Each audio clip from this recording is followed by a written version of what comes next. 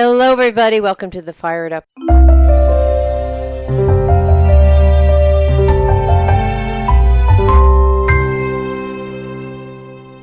CJ show. Today we have Kathryn McCusker talking about her book, Everyday Kundalini. Show us your book. Yay! There we go. Yay!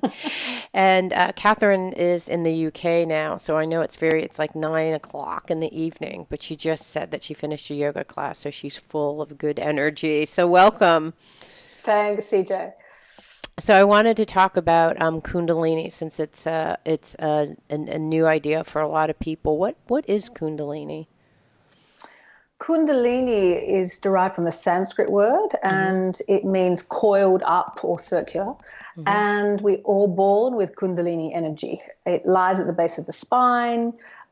We have the potential to awaken that energy. It's a very powerful force. And when we do awaken it, it can have very positive benefits. It's very transformational, very healing for the body. It brings greater awareness. It can help you to live to your excellence, live to your full potential. Mm-hmm. And how is it doing that? How is it this energy is allowing you to live to your fullest potential and give you more clarity and creativity and health benefits?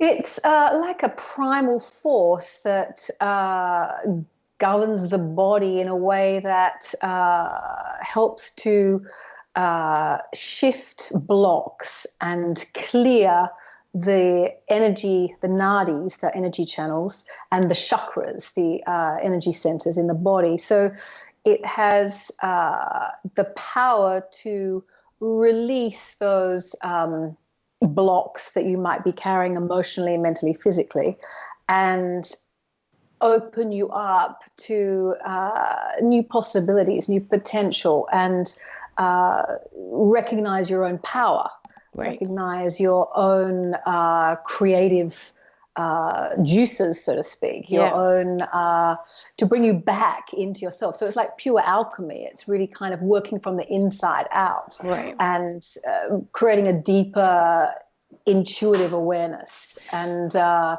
living more from your truth. Yeah.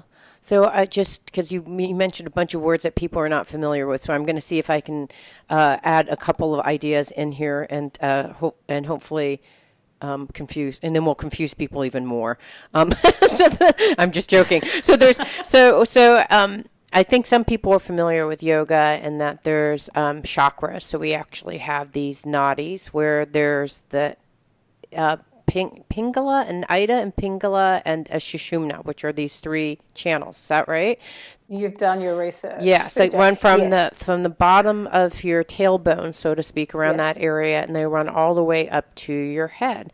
And so when you said clearing the nadis, to the extent that we can clear the debris that comes in that channel, either through the connections of these energy currents that go up, then we can experience more clarity. And so a Kundalini arising event is usually something, and I don't really know when it happens. I've been told it's a descent of grace, like, out of effort, energy. Maybe it's through these practices.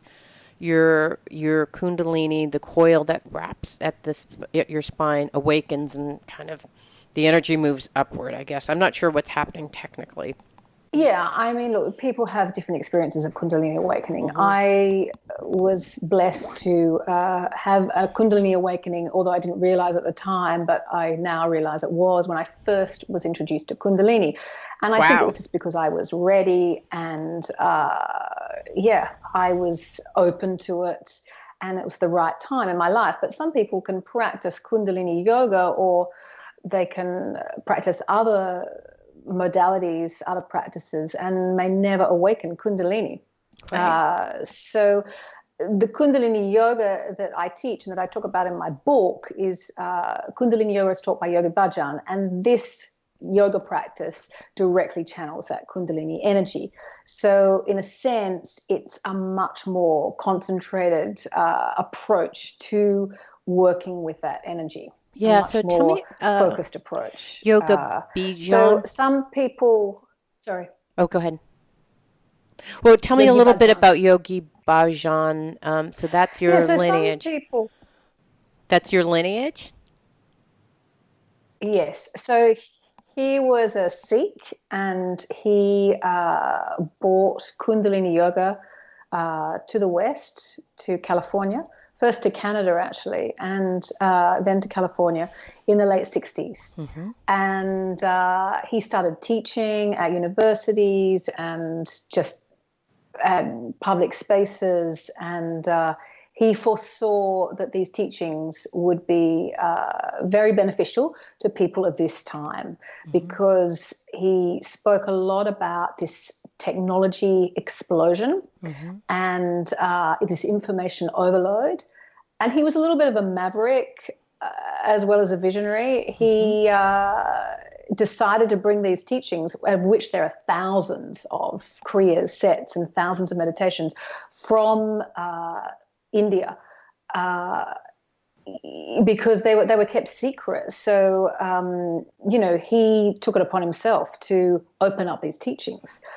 He knew the transformational power of them, and he foresaw that we would need them because there would be a huge pressure to our nervous system, to our glandular system, to just our energy in general.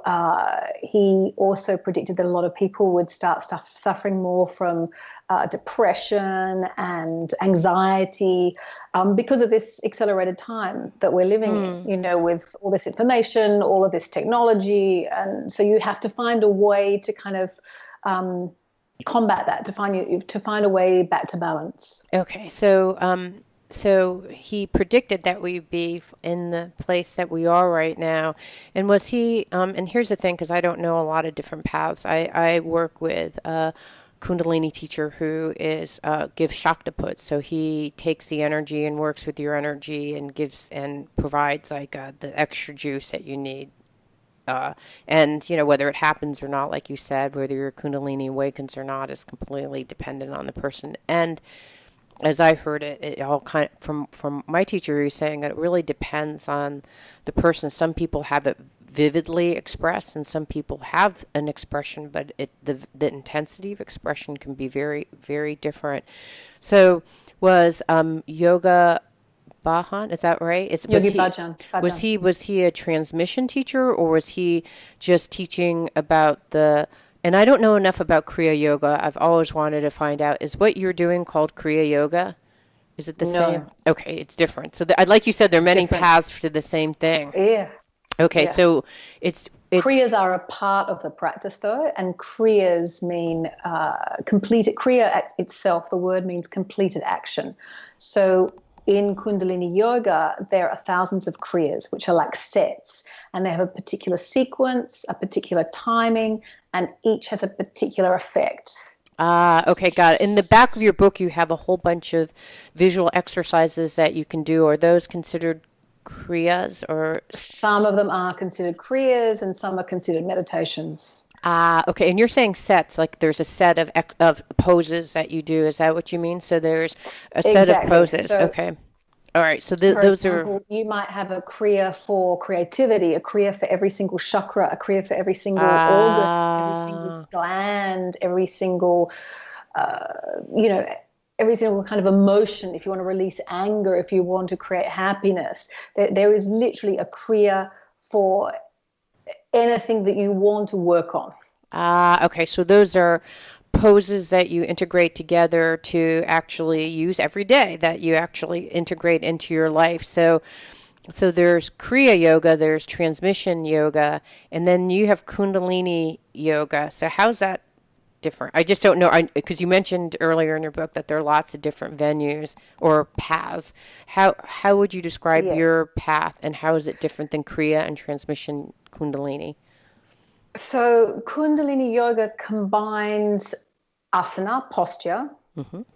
It combines pranayama, breath, quite powerful breathing techniques. And I would say that is one of the key components to the practice. It also combines mantra, sound, vibration, and that also is another key component. So I would say that the pranayama, the breath control and the mantra, the sound current, are two of the distinctive components that give Kundalini Yoga a very different experience. Okay, so when you're doing, so I noticed that in the back of your book you have a whole bunch of different exercises that include not only how you sit, your asana, but then also how you breathe, your pranayama, and then also words that emanate from your mouth, the sound. So It's really, that's what's different than Kriya Yoga.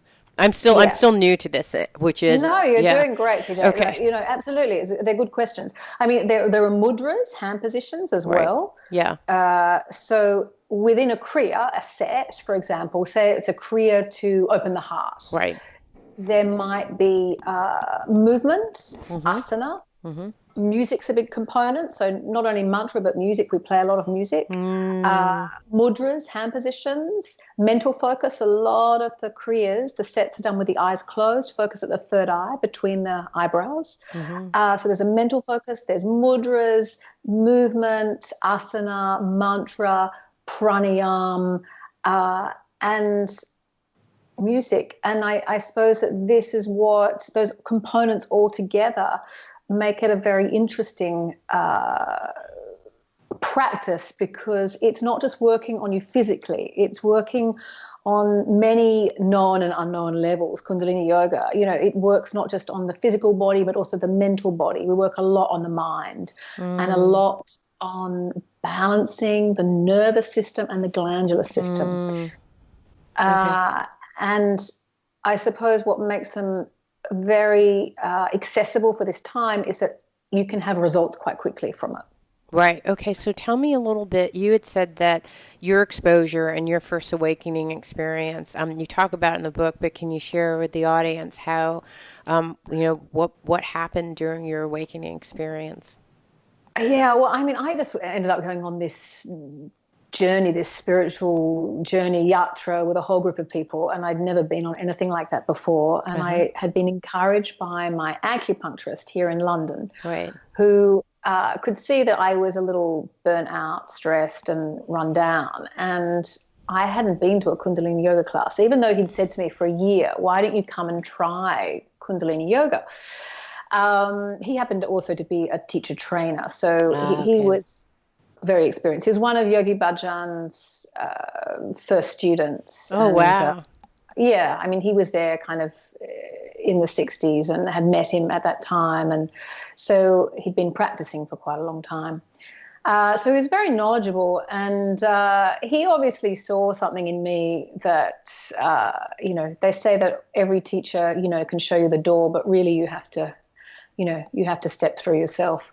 And so I did. I stepped up and I said, okay, I'm going to go for it. So there I was in Mexico, in Chichen Itza, with all these bunch of strangers. And it was quite a different experience to what I'd normally, there's an opera singer who's been traveling the world and, singing in different gigs. And so it was really quite far removed from what I was used to. Right. Although I love new experiences, so I was open to it. Yeah, and as an opera singer, you're actually expressing your essence through your voice, so it's kind of related. Yeah. Absolutely. Oh, yeah, and it's energy. I mean, sound is energy. Yeah. It's vibration and mantra, and we use breath. Yeah. I mean, in some ways, it wasn't such a huge leap, because opera singers are very aware of their bodies. Well, they should be, and and their breath. I mean, we do a lot of training in breath, and we do a lot of training with sound production and projection. Oh, wow. Yeah, it totally makes sense to me now.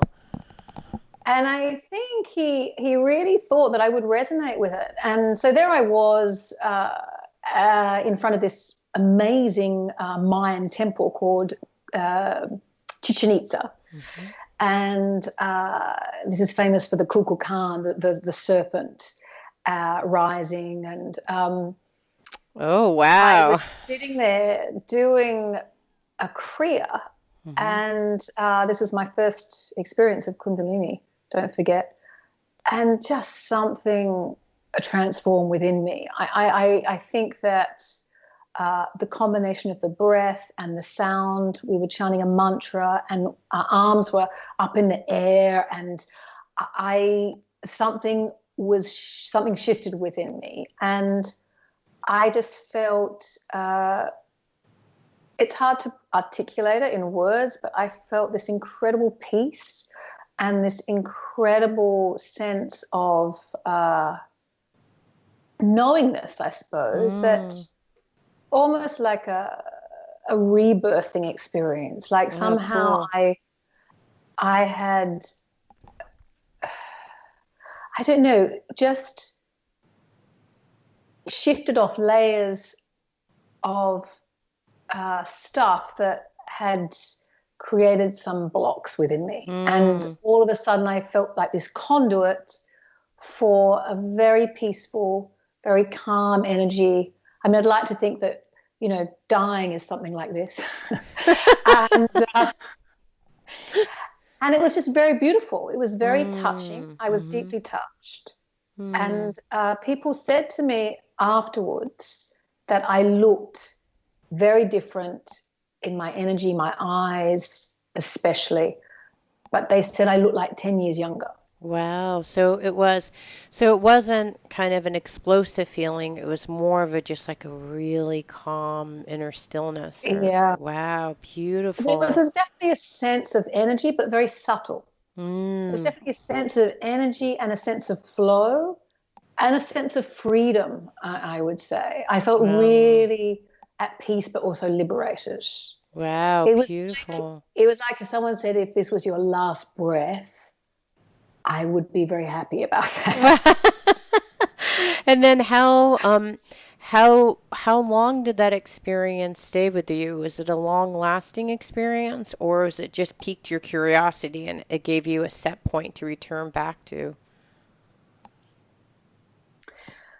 I definitely felt changed from that experience, without a doubt. And yeah, oh gosh, it definitely piqued my curiosity. I then wanted to know more about how these teachings worked, like, you know, where they came from, how they came together.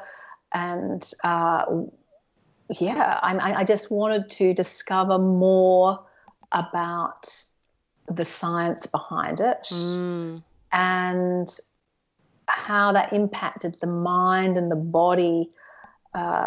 Because I tried lots of different yogas before, meditation practices. I kind of dipped my toe into many different practices, but nothing really touched me or moved me this deeply. And actually, I didn't feel the same benefits as I did with Kundalini Yoga.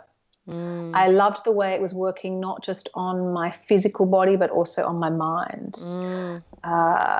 So that was key for me. And I also get bored very quickly if a yoga practice doesn't change. And I like the fact that Kundalini Yoga is very creative.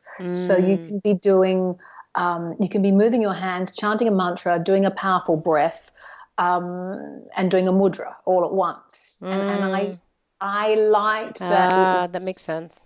Yeah. So if you're kind of a multitasker, it's not, Yeah. you're like innately a multitasker. There's something to be doing. I think it's actually, for me, I'm a multitasker, and it's easier for me to do something versus staying silent. So chanting, watching my breath, there's something to do, even if it's, Yes. you know, you're really not doing it. Maybe it's the energy doing you, but like at least initially having that experience is a lot. I think an easier path, for an entry path for people, versus a lot of other kind of meditation where it's like, just sit still. And you're like, okay, I haven't sit still my whole life, and now you want me to sit still? It's not going to really work for me.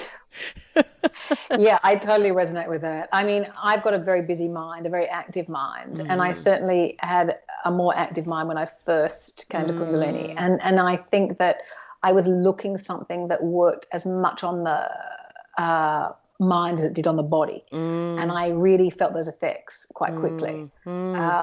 So yeah, I don't mind sitting still and watching the breath, but I find that with Kundalini Yoga, because some of the meditations are quite active, like, you know, you're chanting a mantra, or you've got a mudra, or you might be moving your arms. Body, yeah. So it really allows you to cut through all the chatter of the mind. You know, you get on this other track where the ego is less involved and, you know, you're less confronted by it. And you enter into another zone, you enter into another space. And I think that in these times we're living in where people have a lot to process, they have a lot to digest, you know, something like mantra, even though people can feel a little confronted by that word, it really does have a powerful impact. I mean, you know, why did all these yogis chant mantras? Why did the Tibetans chant mantras? You know, because they have the capacity to purify the mind. They have and tell me a little bit about how, because you had said that there's a science and that's what you had researched. And so let's talk about mantra and chanting and what specifically did you find about the science behind chanting or mantras? Well, I think with mantra, because there's a particular, they're like a key. There's a particular rhythm to a mantra. There's a particular repetitive quality. There's a particular tone, particular frequency. Most mantra is chanted in a monotone voice. And the mantras are like affirmations. So they all have like a positive vibration. And they all have the capacity, as does all sound, to activate the glands, the upper glands especially, the pituitary and the pineal, which... We know quite a lot about the pituitary gland, but we don't know so much about the pineal gland, which is located behind the pituitary gland. And these glands are activated when chanting mantra. I didn't realize that. Interesting. You can activate the pineal gland. The pineal gland, when it secretes, as also the pituitary gland, this gives you a more elevated, higher kind of sense of being, a more peaceful, more conscious, a more inspired, I suppose. And the pineal gland, I was told, is like it's right here, the intersection of these 2 points is what I was told. Like it's kind of if you went this way, went through my head this way, and went, I think it's right around here. That's where the pineal, and is that where also the pituitary gland is? The pituitary is just behind here, the third eye. Okay, so that's where the pituitary gland is, and then the pineal is pineal pretty is much where you said it was, and it's about the size of a pea. I mean, it's tiny. Right, and so you're trying to activate that through chanting, and so the process of chanting is activating that gland, and when it gets activated, you're saying you're able to reach kind of a higher level of consciousness, or what do you think is happening? I think the sound vibration helps to balance the brain. I mean, they've done MRI scans now with people that have some form of regular meditation practice, and especially those with mantra, like Tibetan monks. They've found that the prefrontal cortex is more kind of at peace with people who have a regular meditation practice, especially with mantra.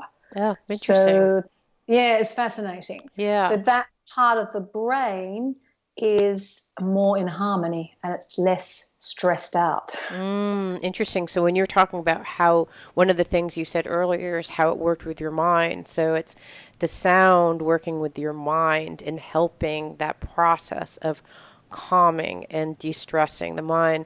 So I was hoping since you were a previous opera singer that you can share with us some of the mantras. One is I don't know if I'm pronouncing Om Namo Guru Deva no Namo. Namo. You're doing a great job. Okay. So the first one, Om, has like some special significance. So tell us a little bit about that. And then if you can chant, since I can't even pronounce it, I will try my best to try to follow you. It's Om Namo Guru Dev Namo. Okay. And Ong is quite a difficult on its own to translate. It's definitely connected to creative consciousness, but it's when chanted as a whole mantra called the Adi mantra, which is what we tune in with Kundalini Yoga, Om Namo Gurudev Namo. It means I bow to the creator, the creative consciousness within, to the wisdom, the divinity within, and also to the guru, the teacher, so to speak, within. Right. Guru means transforming from the darkness to the light. But so this mantra is key to the practice. We always tune in with it in Kundalini Yoga. Okay. And it's a mantra. So you would do it before before you sit down and do a set. You would chant this how many times, or what? How does one chant? 3 times. 3 times before. Yeah, okay. You would chant it 3 times, and also it's a way of connecting to the lineage of Kundalini Yoga. So it's a way of connecting to that energy, that frequency of all the teachers who have practiced it throughout the thousands of years. Oh, okay, got it. So it's like you're making a phone call. Yeah. All right. And you hope that someone answers. Yes, and you hope, please answer someone out there with all these people in the lineage. Kundalini. Okay. No one hangs up on you. Okay, so would you share with us what it would sound like if you're chanting it 3 times? Okay. Yeah, and I'll try chanting with you after the first 3 because I'm shy. Om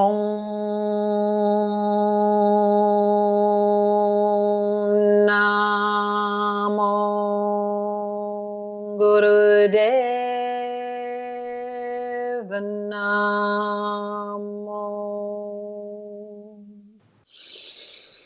Om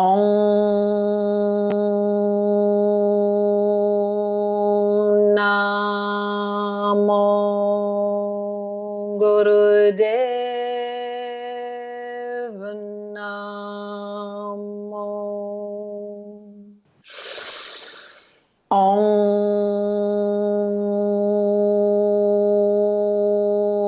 Namo Gurudev Namo. Okay, so I heard a couple different things when you were chanting. There was this kind of breath afterwards. Tell me what you did with your breath. Okay, so I do that chant on 1 breath, but some people do it on 1.5 breaths. I suppose I have the capacity to do it on 1 breath because of my training as a singer.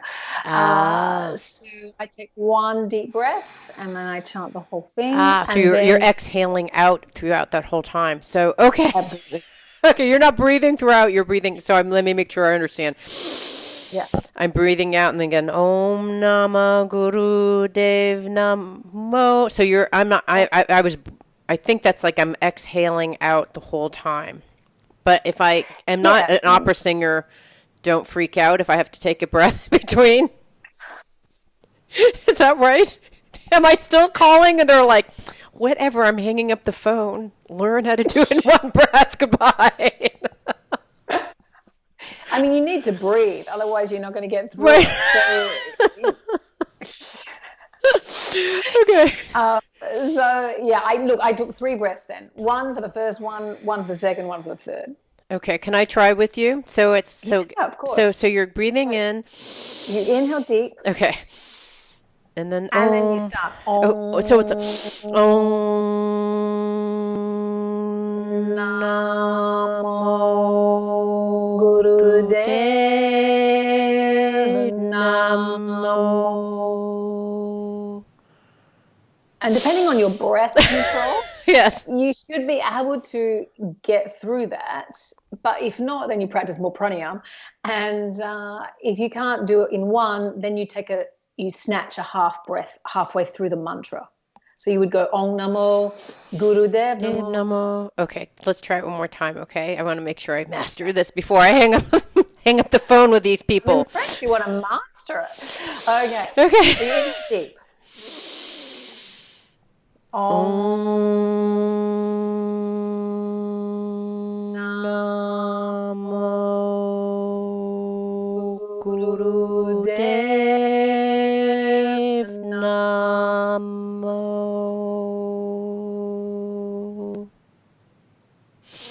good. And then I would do that 3 times. You do that 3 times. I just got to rush to that. now I'm incapacitated to do the interview. I know it's a good rush. Also, it's like my head was like, boing. Okay, Yeah, so I guess you're alternating the brain and the blood. Yeah. yeah, no, I absolutely. feel like woo. Like, why do you need to do any drugs when you can just sing that over and over again? Okay. All right. So the next part that you talked about was pranayama or breathing, and you talk about there's this beautiful chart that it's the first time I'd ever seen the different types of breaths, and you were talking about all the different breaths and where your breath goes in and out of your body. I was asking right before the interview, can you tell us a little bit about the breath and that concept of ana? Well, I'm not going to be able to pronounce it, but we talked about it before. So the breath is a key component to the practice for sure. I mean, doing Kundalini Yoga will make your breath stronger, which then has an effect on your life force, like your prana. So you feel more energized. You feel more vital. You feel breath has the capacity to circulate more prana through the blood, through the glands, through the nerves. So if you have good breath control, you have the capacity to stay very energized and very young. Did you say young? Yes. It's like one of the... For sure. I mean, it's like one of the tools, I think, that, we take for granted, but actually it's a very powerful transformative tool that it's like an elixir. We can actually use it to stay younger, to stay more energized, to stay more conscious. Right. So what happens is we do a lot of breathing techniques. The predominant one in Kundalini Yoga is through the nostrils, in and out through the nostrils. Okay. But we have other techniques like through the mouth, and different techniques called breath of fire. This is a very energizing breath. It's like a powerful sniff in and out of the nostrils. So this is one of our key breath techniques, and it's like a powerful sniff in and out of the nostrils. So as you inhale, the navel expands out. So you inhale through the nostrils, and the navel expands out, and as you exhale, you actively draw the navel towards the spine. So and you repeat that quite rapidly, but you try to balance the inhale and the exhale. Okay. So when you were saying what happens kind of anatomically when you breathe, when you inhale through the nostrils, the diaphragm starts to shift slowly down, and the lungs, it creates more lung space in the lungs. And so what you want to do is create more lung capacity, a bigger lung capacity, and have more flexibility with the diaphragmatic muscles. And when our breath is like a mirror to our emotions. So if we're stressed out, if we're carrying a lot of baggage emotionally, if we're one of these very highly anxious, nervous types, then it will be shown in the breath.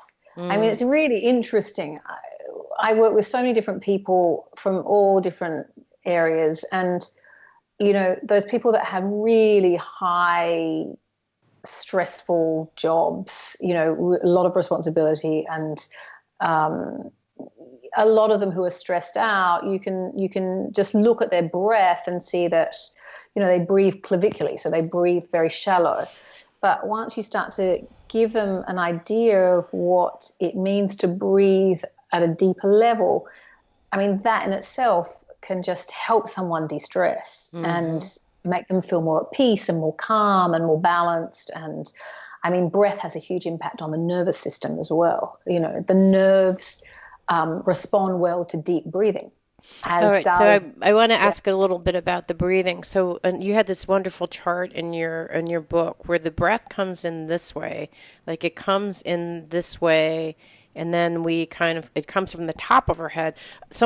I learned in the meditation practice when I started breathing to breathe from below.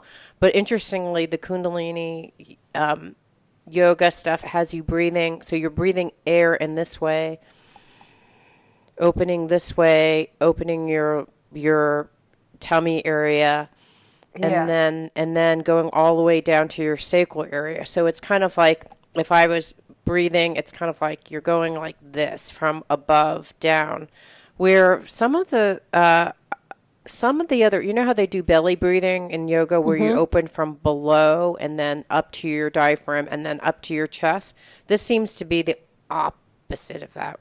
Is that right? I'm a little bit confused with the breathing in yoga. Right. So the breath starts deep. Okay. So if you just think of the belly like a balloon, you visualize that you're breathing into that balloon and you're expanding it. And then when you exhale, you're actually deflating, you're contracting it. Okay. And when you inhale, the diaphragm moves slowly down, creating more space in the lungs. And when you exhale, the diaphragm pushes up slightly and you expel the air from the lungs. Okay.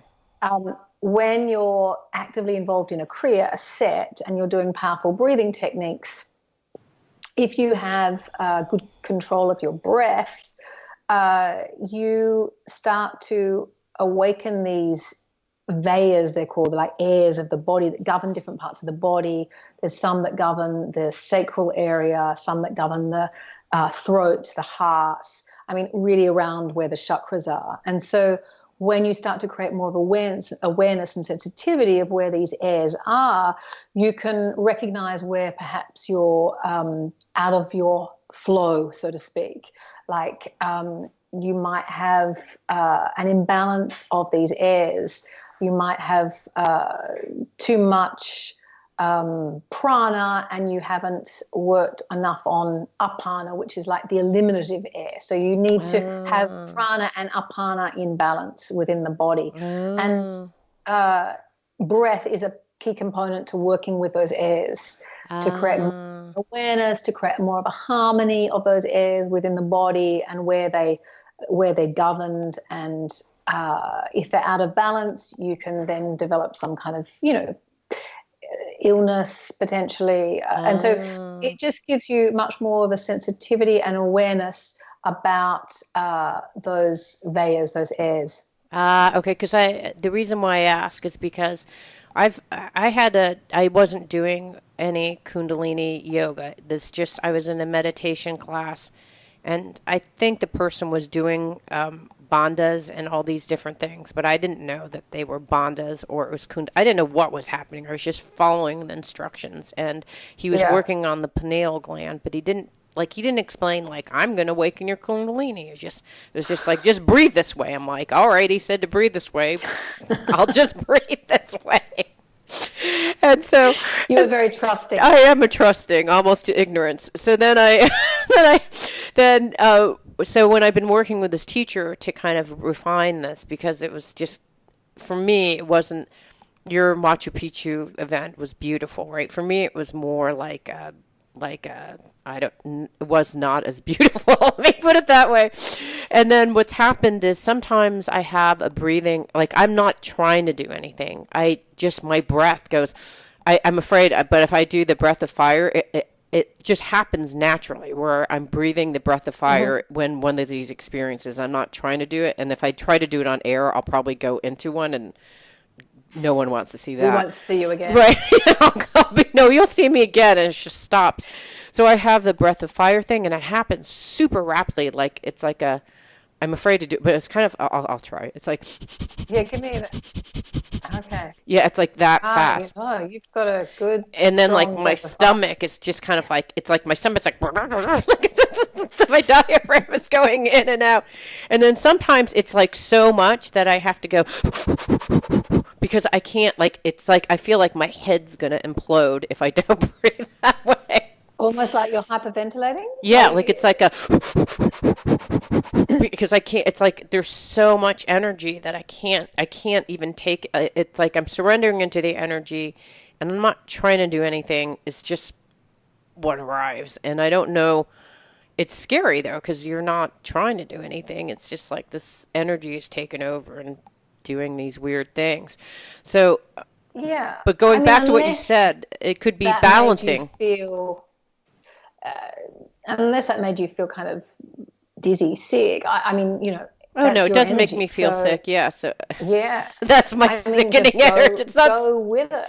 Do you know Yeah, what I so, mean? but what Like, I'm hearing you say is that's actually balancing this breath. The breath is a way to balance what you just said, right? It's a way to balance the energy, or what is these it balancing? vayas, yeah, balancing the vayas. I mean, balancing a lot of things. It balances the airs in the different parts of the body. It balances the chakras, the energy centers. It helps to bring balance to the glandular system, the nervous system, the brain. Uh, So the blood helps to balance the blood. You're oxygenating the blood. So it's doing all these really positive things for the right, whole body. right. And breath of fire is not only a very energizing breath, but it helps to shift a lot of blocks quickly. So if you're Uh, holding on to a lot in the belly, for example, say, because that's a very physically strong, center, yeah, that's where our umbilical cord is. That's where the 72,000 nerve endings gather. I mean, it's a very powerful center, but also, it can be a very vulnerable center for people. So if you're carrying a lot there and you start to experience breath of fire, you can shift blocks there quite quickly. I see. So Because I what I noticed when I was doing the breath, that breath would come up when I could feel fear in my body, and then it'd be like that rapid Kapalabhati kind of breath, and it would just then I calm down, and then it'd be gone, and then something else would happen, and I'd feel fear, and it was just like come and then be gone. But it sounds like it's breaking down any tension and or yeah, congestion necessarily that's in my Shushumna or the central channel. absolutely. Okay. All Yeah. right. All right. So, I mean, your breath is an expression of all of us. So our breath can communicate so many different things to us. I mean, if we're anxious, our breath can be rapid. If we're, if we're feeling stressed out, it can also be, slightly fractured. And so, if you're in a deep meditative space, you can also observe the breath, and it can be very, very subtle, almost like you have this sense of not really recognizing your physical body. So breath has this capacity to shift you from a more dense space to a much more subtle space, I think. A much more sattvic, we call it, a lighter space, a lighter energy. So you can play with breath. It's something that you can experiment, explore, play with, and increase your awareness through breath. I mean, it's great. Here's what I finally got. I had my little aha in my brain, maybe from doing that small breathing or saying the chant. But the aha I got was I get it now. So, when I was chanting, it kind of it's kind of like you're turning the on switch on, right? So Yeah. if let's say that I'm having a kind of an everyday Kundalini, let's say I'm just in a crappy mood right now, I'm feeling fear, I could do that Kapalabhati breath, even though I'm not in meditation, I could do it. And like I said, if I were to do it now, it would activate that. But that's why you would do it, right? You're trying to activate the energy to flow. It's like flushing the toilet. It's like I've just had a really bad meeting with someone, need to flush the toilet, and then just Om Namo, like whatever it is, to kind of get the energy. So these are all different ways of getting the energy flowing, which I think is fabulous, because I had listened to the practice that I'm in is a Shaivite tradition, and they kind of poo-poo this whole mantras and bandhas, and you shouldn't have to do this. And you know what? I think sometimes if you want a cleansing and you want to be more directive about doing it, why not do it? Why wouldn't you do it? In my mind, it's I now understand Kundalini Yoga. Thank you. No, I do. Like, why wouldn't you? Why wouldn't you do it? I mean, I don't know why you wouldn't. Like, I kind of agree with that tape I listened to with this shot. Like, why wouldn't, if you're feeling like you've had a bad day, you're really exhausted, you're feeling depressed, like some of the things in your book, why wouldn't you do it to activate your energy and get that stuff going? Because and even though I'm meditating and, they're like, don't focus on the bandhas, like, why wouldn't you do it? What's the harm in doing it? I guess the only thing I can think of is in this practice, they talk about the veil of duality and that I'm not the doer. I'm not separate. So if you're doing something, it's kind of violation of that principle of you're making something happen. But the hell, I think it's fine. But I think, with all practices, unless you have the discipline and the commitment to it, you're not going to see the benefits. So, yeah. There is that argument that, okay, this is the great thing about Kundalini. Yogi Bhajan said it was for the householder. So it actually is for people who are living in big cities, who are juggling work, who are juggling families, who are juggling, travel, busy lives, fast-paced, busy lives, who are time poor. So these are practices that you can integrate very easily into your daily life. If you've got 20 minutes, and it doesn't even have to be 20 minutes, if you've got 5 minutes, to do a breath of fire with, say, a mudra, or to do a mantra, chant it for 5 minutes or 20, or to do some kind of form of exercise to awaken the energy in the spine, and you feel great afterwards, which normally you would, why wouldn't you do it? I mean, why would you have to go find someone to do a transmission when you could just activate it? If you have it, if you have these practices, I have to say personally, I listen to it, I'm going, that's interesting.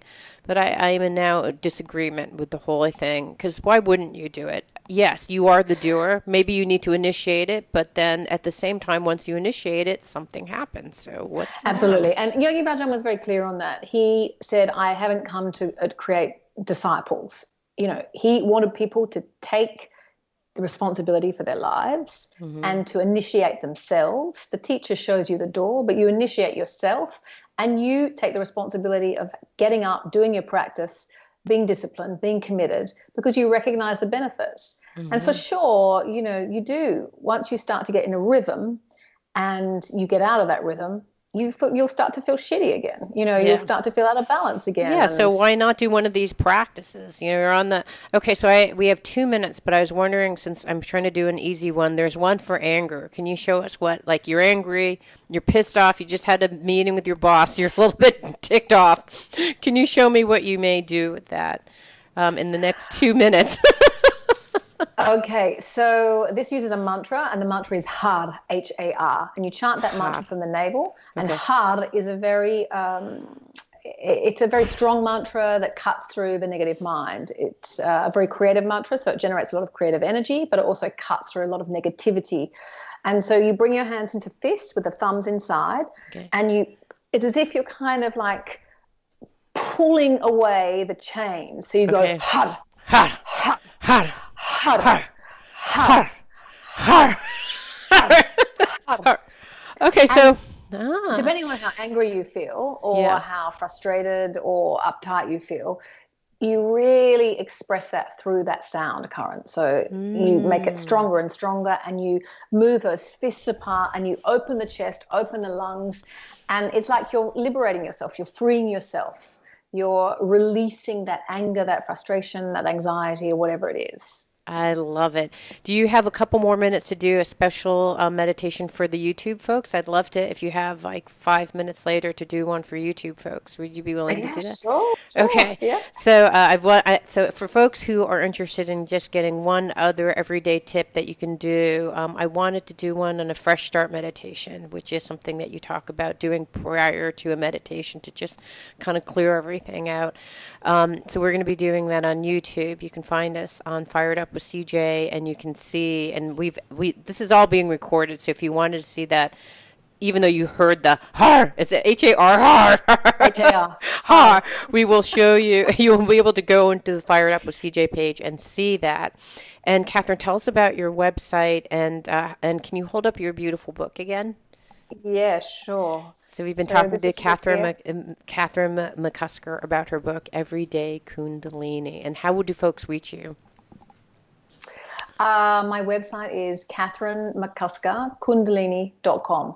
Thank you. Thank you so much for being here. And for folks, make sure to go on to the Fired Up. So I want to talk to you a little bit, just a little bit more on the breath and the flow of energy that's happening. Because I also didn't realize that the energy is kind of going down the front and then up the back. And so when if you were to visualize the energy, is there a way to kind of think about the energetic flow to help cultivate it when you're breathing or doing any of these sets?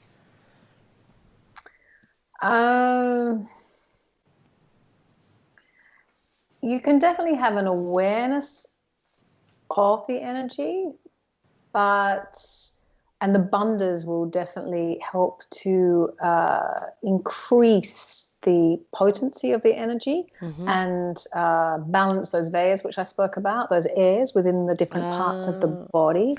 Okay. And bandhas body locks definitely play a key part in awakening Kundalini for sure. Okay, so the breath goes in. Can you I can't figure out how the breath goes in and how you're supposed to use the bandhas to create the ideal flow. Can you kind of tell me the structure? So you can apply bandhas on the suspension of inhale, except the diaphragmatic bandha. You don't want to do that on the suspension of inhale. You do that on the suspension of the exhale. Okay. Because otherwise you would kind of self-combust. So you apply the bandhas on the suspension of inhale for all of the bandhas except diaphragmatic lock. And you can also apply them on the exhale. So they create different qualities within you when you apply it on the inhale and the exhale. If you suspend the breath and you apply, say, for example, a mulaband, a root lock, as it's otherwise known, so you're squeezing the rectum and the sex organ and the navel in and up, that kind of creates an intensified sense of energy coming up through the body, so up through the sushumna. Okay, got it. If you apply it on the exhale, so all of the air is leaving the lungs and the diaphragm is slightly rising, so you create much more of a sense of energy coming downwards rather than rising. I see. Does that Okay, make got sense? it. Yeah, so if I think I understand. So if I'm breathing in, I'm just going to use my hands because you can't see me breathing. Yeah. So if I'm breathing in, I'm going to be putting my head down, which is one of the headlocks, to, like, after I breathe in, I'm like filling up a balloon. Neck lock. Yeah. Neck lock, close the balloon. Keep the air in the balloon, and then don't get the air draining out from your butt. So I'm corking it on both orifices, the top and the bottom. So I'm breathing in. You seem happy about it, CJ. I'm corking the air in. Is that right? I mean, I'm breathing in. It's a good way of describing it. It is just like a cork. Yeah, I'm corking the top and the bottom. You can apply then the root lock, and you can also apply the chin lock, the neck lock, Jalandhara. Right. So Mulaband, Jalandhara, neck lock, root lock. And that creates more of a concentrated feel of energy around the throat chakra and also around the root chakra, around the lower chakras. And that kind of concentration of energy, once you release the inhalation, it then circulates that prana, that energy, through those areas. Okay. So you're kind of like storing. It's like a bunch of water. If you think about it as water versus air, I'm like pouring in a bunch of different things. I'm corking it on the top and the bottom through these bandhas. And then when I'm exhaling, it's like my diaphragm is pushing in and and up slightly. So this is like, so it's literally like going, so it's like in and then like pushing up like this. Is that Exactly. so like this and in? And I'm thinking about like time to dump all this stuff out. It's like a little door that's kind of like flush out people. So this is actually draining it down through your sexual organs and then kind of looping it back up to the top of your head, or what's happening? Great description. It's great description. Is that right? Yeah, it's creating much more of a balance of energy within the body, a balance of these vayas, these airs. It's also working to, in Kundalini Yoga especially, it's working to activate the Kundalini itself, the Kundalini energy at the base of the spine. But it's also creating more balance within you. So what do you want? You want to harmonize your airs. You want to harmonize the energy channels in the Ida, the Pingala, the Sushumna, which you described at the very beginning. So you want to create with these nadis, these energy channels, much more of a harmonized sense of energy within your body. I get it. The bandhas play a key part in that. Right. Yeah. Because it's either helping, it's like you're using these things to kind of capture in, intensify, and then expel out. So I assume like when I'm trying to exhale, I'm not trying to hold my root chakra bond. I mean, I'm trying to let it open. You let go. So once you suspend the inhalation with the application of the root lock, for example, and then when you let go, you let go. I'm like opening, like, no anal retention. Open it up. Exactly. Open it up, baby. Okay, and then what do you do with your throat when you're exhaling? Do you do the lock, or are you just exhaling?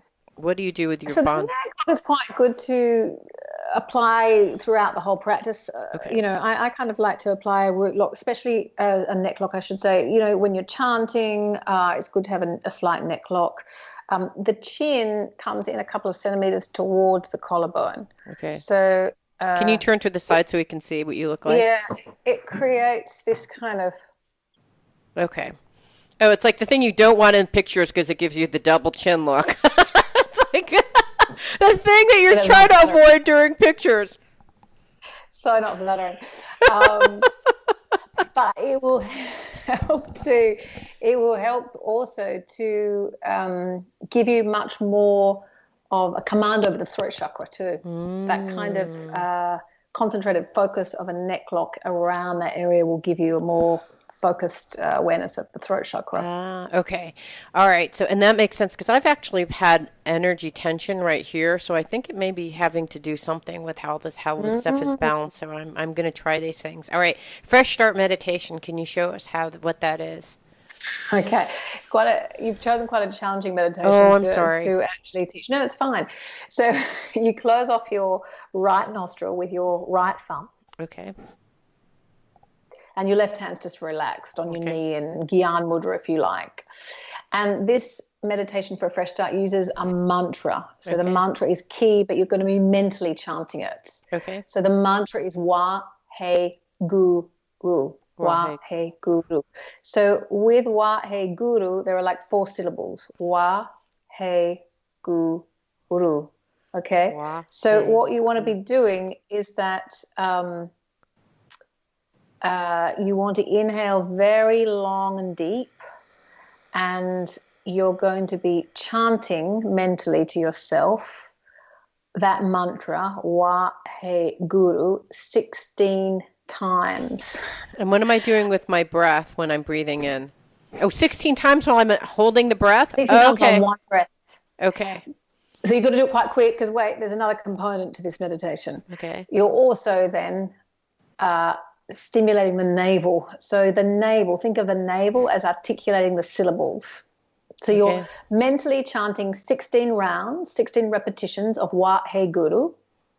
Actually, I said there were 4 syllables. Actually, the Guru is 1 syllable. So it's Wa He Guru.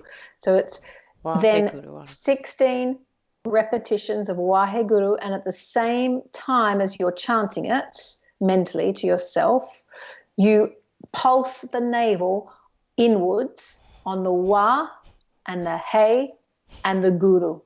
Okay. So in effect, you are doing it 48 unbroken navel pumps. Does that make sense? So you're 16 doing, 3 to 48. yeah, so you're doing it 16 times for 16 3. repetitions. And Okay. then with each Waheguru, with each repetition, you're pumping the navel inwards. So it's coming in. So Waheguru, Waheguru, Waheguru, Waheguru, Waheguru, Waheguru, Waheguru, Waheguru, Waheguru, Waheguru, Waheguru, Waheguru, Waheguru. So you want to do that 16 times. Okay. It's a very it's quite a challenging meditation, that one. Right. Okay. So you do it And 16 times, 3 rounds of 16 times. 16 Wahegurus on one breath. Well, but you're exhaling. So are you doing Kapalabhati? No, you're not exhaling. You're inhaling long and deep through the left nostril. You hold the breath. You've got to hold the breath. And there's no air escaping. You're mentally chanting Waheguru, but at the same time, the navel's just pulsing on the Wa and the He and the Guru. What's the navel pulsing look like? You're not doing diaphragmatic. Imagine that my fingers are the navel. And they're just going in. Wa, He, Guru. Wa, He, Guru. I don't know how to do that without air escaping from my nose. I know, that's what I mean. It's quite challenging. So you retain okay, get it. Oh, I see. All right. Okay, I just did it. All right. And you just pulse that navel. Yes, that's it. Okay, all right. You've got it, CJ. All right, got it. So do 16 that. repetitions. Yep. And then on one breath. And so you keep repeating it. Okay. So then so the ideal preparatory is this Om Namo Guru Dev Namo 3 times. Do this fresh start meditation, and then do your whatever your meditation is afterwards. I think that's what I read in your book. Is that right? Yeah, you would tune in with the mantra Om Namo Guru Dev Namo, and then it's good to do before meditation, like for a fresh start, which is quite a intense meditation. Right. You would probably do a few warm-ups, like you would do a few spinal exercises, which are in my book. You would just prepare the body, open the body for the meditation. Okay, got it. So this fresh start, I don't know why I picked that one, but is that why? You obviously like a challenging one. No, well, what is that one? What's the intention of that one? The intention really is to reestablish a connection with the kind of the core of you. Okay. So if you're really in a place of, let's say you're in a challenging place where you feel perhaps a little lost, where you feel things aren't working out for you, like you're looking for a new beginning. Like say you want to get out of this shitty job that you've had and you want to completely change your career, or it might be that you want to, break some pattern that has perpetuated over the years. Right. That could be an addiction of some kind, right. Or it could be, it could be anything. So, right. God, this is what you would do. This is what you would do. So, a key part of the practice is it's working with the navel energy. So you're working with that very vulnerable part, but also potentially very strong part of you that you want to kind of awaken and release what is holding you back. So because the navel can contain a lot of old energy. It can contain a trauma, maybe perhaps from childhood. It could be, there could be old scars there from experiences that you've had. So it really can lose its potency if there are blocks there. What this meditation does, because it emphasizes the navel pump so much, and because you're chanting this mantra mentally to yourself, which Waheguru is a mantra that cuts through depression. It cuts through negativity. It cuts through chaos. It cuts through anxiety. So you're working with the mantra to kind of like reprogram the brain. And you're working with the navel pump to release those stored emotions on a very, very deep cellular level.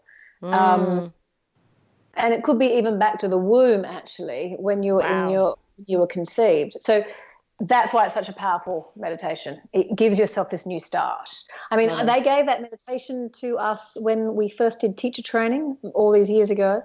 And I remember there wasn't one person in that room after we all came back and said we'd done it for 40 days every day. There wasn't one person that really had an intense experience with it, because it really works on very, very deep layers and brings up a lot of emotions. I mean, people were crying, people were kind of screaming with it, people battled to get through the 40 days and have to start again.